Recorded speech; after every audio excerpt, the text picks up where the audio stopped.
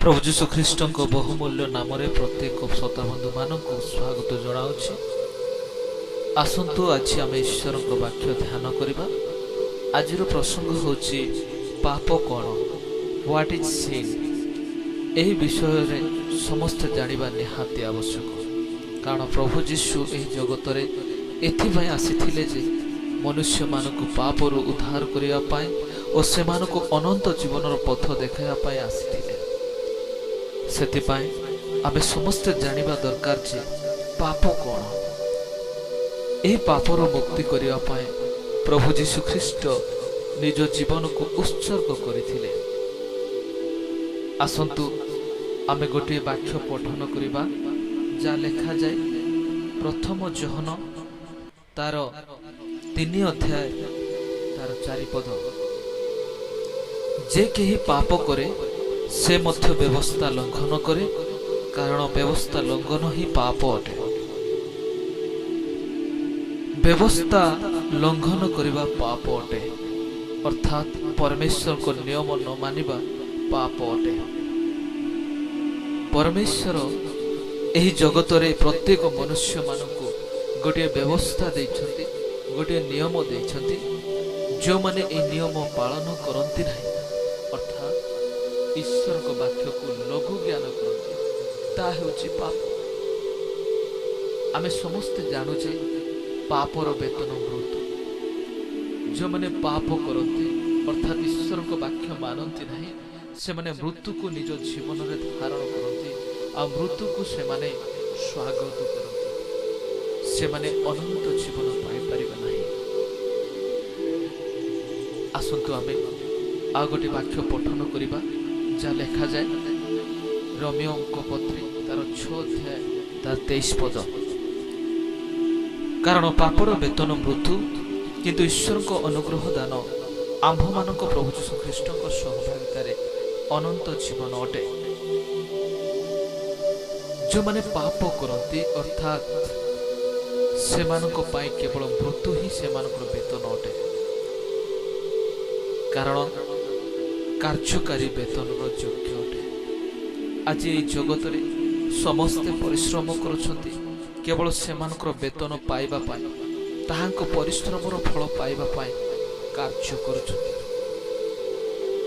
ठीक सही प्रकार जो माने पाप करुछंती अर्थात ईश्वर को नियम पालन करुनाहांती, से माने मृत्यु अर्थात दंड पाइबा पाए ताहा करुछंती। प्रिय बंधु, आमे जानु प्रथमे परमेश्वर जतेबेले मनुष्य मानक निर्माण कले, अर्थात आदम और हवा को निर्माण कले, से समय रे सेमानक पाए एक सुंदर उद्यान देइथिले एवं सेठारे सेमानक पाए गोटे व्यवस्था देइथिले, गोटे नियम देइथिले। आ सेई व्यवस्था अर्थात परमेश्वर को नियम को लंघन कले आ पाप कले, मृत्यु धारण कले। हाँ प्रिय माने, यह सत्य अटे। जो माने व्यवस्था लंघन करती से माने पाप करते, आ व्यवस्था लंघन ही पाप अटे। हाँ प्रिय माने, यह ईश्वर वाक्य प्रकाश करुछि। आसंतु आ गोटे वाक्य आमे पठन करिबा जा लेखा जाए रोमियो पत्री तार 5 अध्याय तार 12 पद। अतएव जेपरि जड़े लोक द्वारा पाप और पाप द्वारा मृत्यु जगत रे प्रवेश कला, आ से प्रकार मृत्यु समस्त लोक प्रति घटिला, जेणु समस्ते तो पाप कले। हाँ प्रिय माने, ए जगत रे जड़े लोक द्वारा पाप और पाप द्वारा मृत्यु प्रवेश कला। आज ए जगत रे पाप अर्थात मृत्युर राजत्व चली। सेतिपाई आमे जागृत हेबा और ईश्वर को नियम को मानिबा पाए निजको प्रस्तुत करिबा। प्रिय माने, नहले आमे मध्य विनष्ट होई जिबा। सेतिपाई समय थाउ थाउ निजको प्रस्तुत करिबा। अनेक लोक कहती व्यवस्था नाही, ମୋ ପ୍ରିୟମାନେ, ବ୍ୟବସ୍ଥା ସେହି ପର୍ଯ୍ୟନ୍ତ ରହିବ ଯେଉଁ ପର୍ଯ୍ୟନ୍ତ ମନୁଷ୍ୟର ଜୀବନ ଥିବ, ଯାହା ଈଶ୍ୱରଙ୍କ ବାକ୍ୟ ପ୍ରକାଶ କରେ। ଯଦି ଆମେ ଦେଖିବା ରୋମିଓଙ୍କ ପତ୍ରୀ ତାର 7 ଅଧ୍ୟାୟ ତାର 1 ପଦରେ, ହେ ଭାଇମାନେ, ମନୁଷ୍ୟ ଯେଉଁ ପର୍ଯ୍ୟନ୍ତ ଜୀବିତ ଥାଏ ସେହି ପର୍ଯ୍ୟନ୍ତ ବ୍ୟବସ୍ଥା ଯେ ତାହାର କର୍ତ୍ତୃତ୍ୱ କରେ, ଏହା ତୁମେମାନେ ଜାଣ ନାହିଁ କି? ମୁଁ ତ ମଶାଙ୍କ ବ୍ୟବସ୍ଥା ଜାଣିଥିବା ଲୋକମାନଙ୍କୁ କହୁଛି।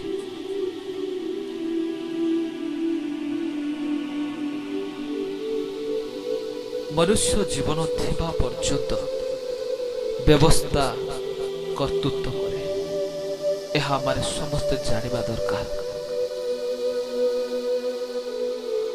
ହଁ ପ୍ରିୟମାନେ, ମନୁଷ୍ୟର ଜୀବନ ଥିବା ପର୍ଯ୍ୟନ୍ତ ଏହି ବ୍ୟବସ୍ଥା ମନୁଷ୍ୟକୁ କର୍ତ୍ତୃତ୍ୱ କରେ। ସେଥିପାଇଁ ଆସନ୍ତୁ ଆଉ ଗୋଟେ ବାକ୍ୟ ଆମେ ପଠନ କରିବା, ଯାହା ରୋମିଓ 3 ଅଧ୍ୟାୟ ତାର 23 ଆଉ 24 ପଦ।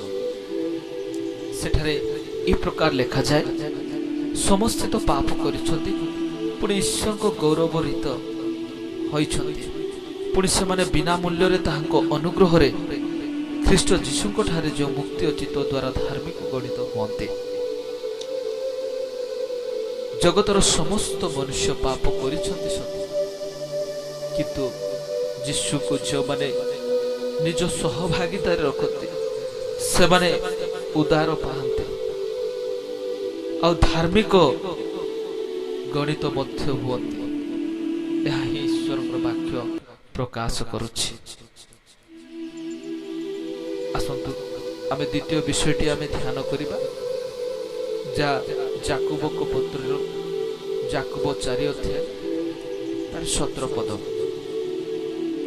ଅତଏବ ଯେ ସତ୍କର୍ମ କରିବାକୁ ଜାଣି ତାହା କରେ ନାହିଁ, ତାହାର ପାପ ହୁଏ। ଯେଉଁମାନେ ସତ୍କର୍ମ କରିବାକୁ ଜାଣନ୍ତି କିନ୍ତୁ କରନ୍ତି ନାହିଁ, ତାହା ହେଉଛି ପାପ, ଯାହା ଈଶ୍ୱରଙ୍କ ବାକ୍ୟ ପ୍ରକାଶ କରୁଛି। ହଁ ପ୍ରିୟମାନେ, ଆଜି ଏହି ଜଗତରେ ଆମେ ସମସ୍ତେ ଜାଣୁ ଭଲ କ'ଣ ଖରାପ କ'ଣ, ଫିର୍ ବି ଆମେ ସବୁବେଳେ ଖରାପ କାର୍ଯ୍ୟକୁ ବାଛିଥାଉ।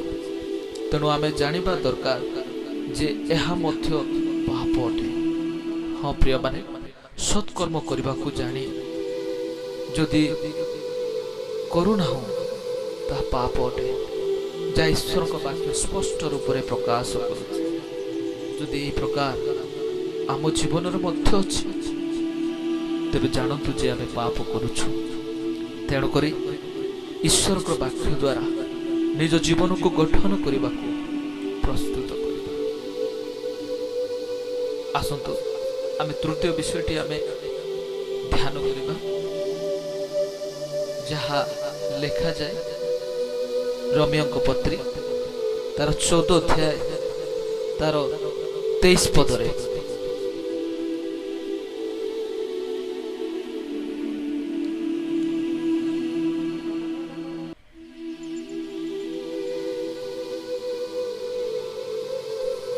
ଆସନ୍ତୁ ଆମେ ପଠନ କରିବା ରୋମିଓ 14 ଅଧ୍ୟାୟ ତାର 23 ପଦ।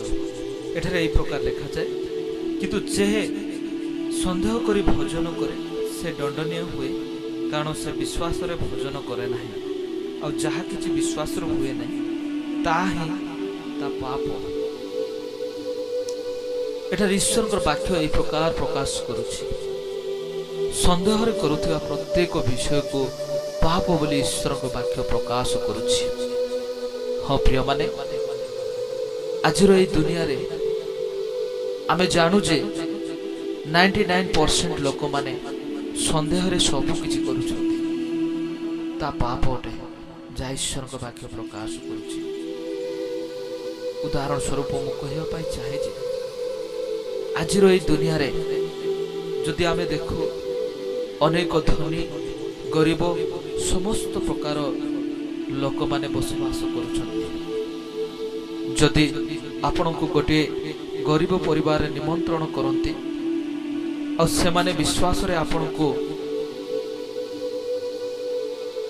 ଯାହା କିଛି ପ୍ରସ୍ତୁତ କରି ଦିଅନ୍ତି, ତାହା ତାହା ଯଦି ଆପଣ ଗ୍ରହଣ କରନ୍ତି ନାହିଁ କି ଭଜନ କରନ୍ତି ନାହିଁ, ତାହା ହେଉଛି ପାପ ଅଟେ, ଯାହା ଈଶ୍ୱରଙ୍କ ବାକ୍ୟ ପ୍ରକାଶ କରେ। ହଁ ପ୍ରିୟମାନେ, ଏହି ଜଗତର ଏହି ପ୍ରକାର ଦୁର୍ବଳତା ଆଜି ଅନେକ ଖ୍ରୀଷ୍ଟିଆନ ବିଶ୍ୱାସିନୀ ଓ ଦାସ ଦାସୀ ମାନଙ୍କ ମଧ୍ୟରେ ଏହି ପ୍ରକାର ସମସ୍ୟା ଦେଖା ଦେଉଛି। ମନେ ରଖନ୍ତୁ, ଏ ସବୁ ଘୃଣା ସନ୍ଦେହ ଯାହା ବିଶ୍ୱାସରୁ ହୁଏ ନାହିଁ, ତାହା ପାପ ଅଟେ। ସନ୍ଦେହରେ କରୁଥିବା ସମସ୍ତ କାର୍ଯ୍ୟ ପାପ ଅଟେ। ହଁ ପ୍ରିୟମାନେ, ଆଜି ଯଦି ଆପଣ ସନ୍ଦେହରେ ପ୍ରାର୍ଥନା କରୁଛନ୍ତି, ସନ୍ଦେହରେ ଈଶ୍ୱରଙ୍କ ବାକ୍ୟ ଶୁଣୁଛନ୍ତି, ସନ୍ଦେହରେ ଉପାସନା କରୁଛନ୍ତି, ମନେ ରଖନ୍ତୁ ଆପଣ ପାପ କରୁଛନ୍ତି। ଆଜି ଏ ଦୁନିଆରେ ଏମିତି ଲୋକମାନେ ଅଛନ୍ତି ଯେ ସେମାନେ କହନ୍ତି, ଆଜି ମୁଁ ପ୍ରାର୍ଥନା ନ କଲେ ଲୋକ କହିବେ, ଆଜି ମୁଁ ସେ ସଭାରେ ବାକ୍ୟ ଶୁଣିବାକୁ ନ ଗଲେ ସେ ଖରାପ ଭାବିବ। ମୋ ପ୍ରିୟମାନେ, ଆଜି ମୁଁ ଆପଣମାନଙ୍କୁ କହିବା ପାଇଁ ଚାହେଁ ଯେ ଆପଣ ଯଦି ପ୍ରାର୍ଥନା କରିବାରେ କି ଯିବାରେ କୌଣସି ସନ୍ଦେହ ଲାଗୁଛି, ଏଠାରେ କିଛି ଲାଭ ନାହିଁ ବୋଲି ମନେ କରୁଛନ୍ତି, ତେବେ ଆପଣ ପ୍ରାର୍ଥନା ଯାଆନ୍ତୁ ନାହିଁ। କାହିଁକି? ଆପଣ ସନ୍ଦେହରେ ଯାଉଛନ୍ତି, କାରଣ ସନ୍ଦେହର ସମସ୍ତ କାର୍ଯ୍ୟ ପାପ ଅଟେ। ଆପଣଙ୍କୁ ବାକ୍ୟ ଶୁଣିବା ଆପଣଙ୍କୁ ଜୀବନ ପାଇଁ ଲାଭ ନାହିଁ ବୋଲି ମନେ କରୁଛନ୍ତି, ତେବେ ଆପଣ ବାକ୍ୟ ଶୁଣନ୍ତୁ ନାହିଁ, କାରଣ ଏସବୁ ପାପ ଅଟେ। ଏହି ପ୍ରକାର ସନ୍ଦେହ କେବଳ ଶୈତାନ ଆଣିଦିଏ। ଆଉ ଯଦି କେହି ଏହି ଜାଲରେ ପଡ଼ନ୍ତି, ସେମାନଙ୍କୁ ସେ ନଷ୍ଟ କରିଦିଏ, ଛିନ୍ନ ଭିନ୍ନ କରିଦିଏ, ପ୍ରଭୁଙ୍କ ଉପସ୍ଥିତିରେ ଯିବାକୁ ଦିଏ ନାହିଁ। କାରଣ ଶୈତାନ ହେଉଛି ପ୍ରଭୁଙ୍କର ଶତ୍ରୁ ଅଟେ। ସେ ସବୁବେଳେ ପ୍ରଭୁଙ୍କ ଲୋକମାନଙ୍କର ଜୀବନର ସନ୍ଦେହ ଆଣିଦିଏ, ବିନାଶ କରିବା ପାଇଁ, ଗ୍ରାସିବା ପାଇଁ ଛକି ବସିଛି, ଯାହା ପ୍ରଥମ ପିତର 5 ଅଧ୍ୟାୟ ତାର 8 ପଦରେ ଦେଖିପାରିବେ। ସଚେତନ ହୋଇ ଜାଗ୍ରତ ରୁହ, ତୁମମାନଙ୍କ ବିପକ୍ଷରେ ଶୈତାନ ସିଂହ ପ୍ରାୟ ଗର୍ଜନ କରି କାହାକୁ ଗ୍ରାସିବ ଏହା ଖୋଜି ବୁଲୁଅଛି। ମୋ ପ୍ରିୟମାନେ, ପ୍ରକୃତରେ ଆଜି ଶୈତାନ ଅର୍ଥାତ୍ ପାପ ଛକି ବସିଛି। ଯେଉଁମାନେ ବିଶ୍ୱାସରେ ଦୁର୍ବଳ, ସେମାନଙ୍କୁ ସେ ନଷ୍ଟ ପଥରେ, ସନ୍ଦେହ ପଥରେ ଯିବା ପାଇଁ ପ୍ରବର୍ତ୍ତାଏ। ମନେ ରଖନ୍ତୁ, ଏସବୁ ପାପ ଅନନ୍ତ ଜୀବନ ପାଇବା ପାଇଁ ଦିଏ ନାହିଁ। ତେଣୁକରି ଯଦି ସନ୍ଦେହରେ ଆପଣ ଜୀବନ ଅତିବାହିତ କରୁଛନ୍ତି, ତେବେ ଆପଣ ଜାଣନ୍ତୁ ଯେ ଆପଣ ପାପ କରୁଛନ୍ତି। ଶୈତାନ ଆପଣମାନଙ୍କ ଜୀବନରେ କାର୍ଯ୍ୟ କରୁଛି। ତେଣୁ ଜାଗ୍ରତ ହୁଅନ୍ତୁ, ନିଜକୁ ସୁରକ୍ଷିତ ରଖନ୍ତୁ, ପାପରୁ ପୃଥକ ହୁଅନ୍ତୁ, କାରଣ ପ୍ରଭୁ ଯୀଶୁ ଖ୍ରୀଷ୍ଟ ଆମ୍ଭମାନଙ୍କ ପାପ ପାଇଁ ଓ ମୋ ପାପ ପାଇଁ ନିଜ ଜୀବନକୁ କ୍ରୁଶରେ ବଳିଦେଲେ, ଆଉ ତାହାଙ୍କ ପ୍ରହାରରେ ଆମ୍ଭେମାନେ ସୁସ୍ଥ ହେଲୁ। ଆମେ ଜାଣୁ ଶୈତାନର କାର୍ଯ୍ୟକୁ ବିନାଶ କରିବା ପାଇଁ ଯୀଶୁ ଆସିଥିଲେ, ଯାହା ପ୍ରଥମ ଯୋହନ 3 ଅଧ୍ୟାୟ 8ରୁ 10 ପଦ ଯାଏ ଲେଖାଯାଏ। ଯେ ପାପ କରେ ସେ ଶୈତାନରୁ ଜାତ, କାରଣ ଶୈତାନ ଆରମ୍ଭରୁ ପାପ କରି ଆସୁଛି। ଶୈତାନର କାର୍ଯ୍ୟ ବିନାଶ କରିବା ଉଦ୍ଦେଶ୍ୟରେ ହିଁ ଈଶ୍ୱରଙ୍କ ପୁତ୍ର ପ୍ରକାଶିତ ହେଲେ। ଯେ କି ଈଶ୍ୱରଙ୍କ ଠାରୁ ଜାତ, ସେ ପାପ କରେ ନାହିଁ, କାରଣ ଈଶ୍ୱରଙ୍କ ବୀଜ ତାହାଠାରେ ରୁହେ, ଆଉ ସେ ଈଶ୍ୱରଙ୍କ ଠାରୁ ଜାତ ହେବାରୁ ପାପ କରେ ନାହିଁ। ଏଥିରେ କିଏ ଈଶ୍ୱରଙ୍କ ସନ୍ତାନ, କିଏ ଶୈତାନର ସନ୍ତାନ, ଏହା ପ୍ରକାଶିତ ହୁଏ। ଯେ କି ଧର୍ମାଚରଣ କରେ ନାହିଁ, କି ଅବା ଆପଣା ଭାଇକୁ ପ୍ରେମ କରେ ନାହିଁ, ସେ ଈଶ୍ୱରଙ୍କ ଠାରୁ ଜାତ ନୁହେଁ। ଏଠାରେ ଈଶ୍ୱରଙ୍କ ବାକ୍ୟ ପ୍ରକାଶ କରେ ଯେ ଯେଉଁମାନେ ପାପ କରନ୍ତି ସେମାନେ ଶୈତାନ ଠାରୁ ଜାତ। ଆଉ ମଧ୍ୟ ଲେଖାଯାଏ ଏଠାରେ ଯୀଶୁ ଜଗତରେ ଏଥିପାଇଁ ଆସିଥିଲେ ଯେ ଶୈତାନର କାର୍ଯ୍ୟକୁ ବିନାଶ କରିବା ପାଇଁ ସେ ଆସିଥିଲେ। ଆସନ୍ତୁ ଆଉ ଗୋଟେ ବାକ୍ୟ ଆମେ ପଠନ କରିବା, ଯାହା ଲେଖାଯାଏ ଗାଲାତୀୟ 5 ଅଧ୍ୟାୟ ତାର 19 ପଦରୁ 21 ପଦ ଯାଏ। ଶରୀରର କାର୍ଯ୍ୟ ଗୁଡ଼ାକ ତ ସ୍ପଷ୍ଟ ରୂପରେ ଜଣା, ବ୍ୟଭିଚାର, ଅଶୁଚିତା, କାମୁକତା, ପ୍ରତିମ ପୂଜା, ନରହତ୍ୟା, କୁହୁକ, ଶତ୍ରୁତା, ବିବାଦ, ଦେୟ, କ୍ରୋଧ, ସ୍ୱାର୍ଥପରତା, ଦଳଭେଦ, ମତଭେଦ, ଈର୍ଷା, ମତତା, ରଙ୍ଗରସ ଇତ୍ୟାଦି ପ୍ରକାର କର୍ମ ଗୁଡ଼ାକ ପୂର୍ବରେ ଯେପରି ତୁମମାନଙ୍କୁ କହିଥିଲି ସେହିପରି ଆଗରୁ କହୁଛି ଯେ ଯେଉଁମାନେ ଏହି ସବୁ କର୍ମ କରନ୍ତି ସେମାନେ ଈଶ୍ୱରଙ୍କ ରାଜ୍ୟର ଅଧିକାରୀ ହେବେ ନାହିଁ। ଏଠାରେ ଆମେ ଦେଖୁଛୁ ଯେ ସମସ୍ତ ପାପର ଗୋଟିଏ ତାଲିକା, ଏସବୁ କରିବା ପାପ ଅଟେ। ହଁ ପ୍ରିୟମାନେ, ଏସବୁ କରିବା ଲୋକମାନେ ଈଶ୍ୱରଙ୍କ ରାଜ୍ୟରେ ସ୍ଥାନ ପାଇବେ ନାହିଁ। ତେଣୁକରି କି ପ୍ରକାର ଆମେ ଏସବୁରୁ ମୁକ୍ତ ହୋଇପାରିବା?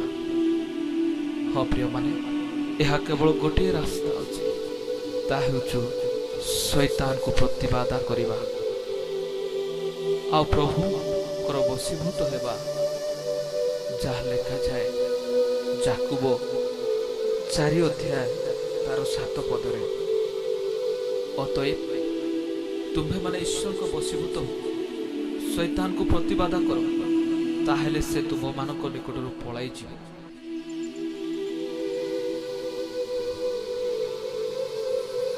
ଏହା କଲେ ହିଁ ଆମେ ଏସବୁରୁ ମୁକ୍ତ ହୋଇପାରିବା, ଯାହା ଈଶ୍ୱରଙ୍କର ବାକ୍ୟ ପ୍ରକାଶ କରେ।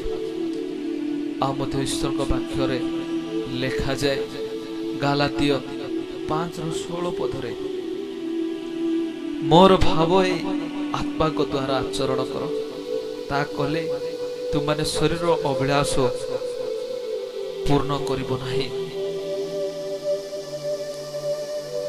ଆମ୍ଭମାନଙ୍କର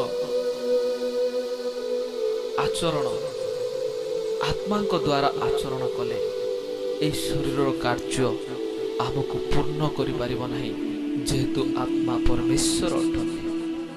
ତେଣୁକରି ଆସନ୍ତୁ ଆମେ ଆପଣା ପାପକୁ ସ୍ୱୀକାର କରୁ, ଯୀଶୁଙ୍କ ପାଖକୁ ଯିବା, ସେ କ୍ଷମା ଦେବେ।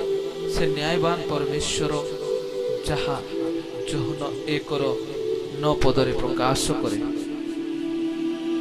ଯଦି ଆମମାନେ ଆପଣା ପାପ ସ୍ୱୀକାର କରୁ, ତେବେ ସେ ଆମମାନଙ୍କର ପାପ କ୍ଷମା କରିବାକୁ ଓ ସମସ୍ତ ଅଧର୍ମରୁ ଆମମାନଙ୍କୁ ପରିଷ୍କାର କରିବାକୁ ବିଶ୍ୱସ୍ତ ଓ ନ୍ୟାୟବାନ ପରମେଶ୍ୱର ଅଟନ୍ତି। ହଁ ମୋର ପ୍ରିୟମାନେ, ଆସୁ ଆମେ ଆପଣାକୁ ସମୀକ୍ଷା କରୁ, ନିଜକୁ ପଚାରୁ, ଆଜି କ'ଣ ମୋ ଜୀବନରେ ପାପ ଅଛି କି ନାହିଁ? ଯଦି ଅଛି ତେବେ ଆପଣାକୁ ଯୀଶୁଙ୍କ ପାଦ ତଳେ ସମର୍ପଣ କରନ୍ତୁ। ସେ ଦୟାଳୁ ପରମେଶ୍ୱର,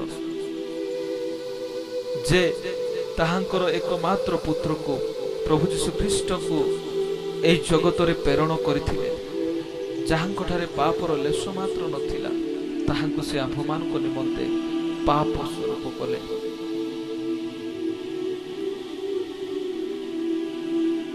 ସେ କେତେ ଦୟାଳୁ ପରମେଶ୍ୱର, ଯାହା ମାନେ ଦେଖୁଛୁ। 2 Corinthians 5:21, ଯାହାଙ୍କଠାରେ ପାପର ଲେଶ ମାତ୍ର ନଥିଲା, ତାହାଙ୍କୁ ସେ ଆମ୍ଭମାନଙ୍କ ନିମନ୍ତେ ପାପ ସ୍ୱରୂପ କଲେ, ଯେପରି ଆମମାନେ ତାହାଙ୍କ ଦ୍ୱାରା ଈଶ୍ୱରଙ୍କ ଧାର୍ମିକ ସ୍ୱରୂପ ହଉ। ହଁ ପ୍ରିୟମାନେ, ତେଣୁକରି ଆସୁ ସେଇ ଦୟାଳୁ ପରମେଶ୍ୱରଙ୍କଠାରେ, ଯାହାଙ୍କଠାରେ ପାପ ନାହିଁ, ଯାହାଙ୍କଠାରେ କୌଣସି ପ୍ରକାର ପକ୍ଷପାତ ନାହିଁ, ସେଇ ପ୍ରଭୁ ଯୀଶୁଙ୍କ ଚରଣ ତଳେ ନିଜକୁ ସମର୍ପଣ କରିବା। ଆଉ ନିଜକୁ ପଚାରିବା, ସମୀକ୍ଷା କରିବା ପ୍ରକୃତରେ ଆଜି ମୋ ଜୀବନ କ'ଣ ପାପରେ ଅତିବାହିତ କରୁଛି। ହଁ, ଆମେ ଜାଣୁ ଆମେ ପାପରେ ଅତିବାହିତ କରୁଛୁ। ତେଣୁକରି ନିଜକୁ ପ୍ରଭୁ ଯୀଶୁଙ୍କ ଚରଣ ତଳେ ସମର୍ପଣ କରିବା, ଆତ୍ମାଙ୍କ ଭାବ ଆତ୍ମାଙ୍କ ଶକ୍ତି ଦ୍ୱାରା ନିଜକୁ ଚାଳିତ ହେବା ପାଇଁ ସବୁବେଳେ ଚେଷ୍ଟା କରିବା। ତେବେ ଯାଇ ଏହି ଶରୀରର ପ୍ରତ୍ୟେକ ପାପକୁ, ଏ ଶରୀରର ପ୍ରତ୍ୟେକ କାର୍ଯ୍ୟକୁ ଆମେ ଦୂର କରିପାରିବା। ଏ ଶରୀର ମଧ୍ୟରେ ଥିବା ପ୍ରତ୍ୟେକ ସନ୍ଦେହ, ପ୍ରତ୍ୟେକ ମନ୍ଦ ଆତ୍ମାର ଚିନ୍ତାକୁ ଆମେ ଦୂର କରିପାରିବା।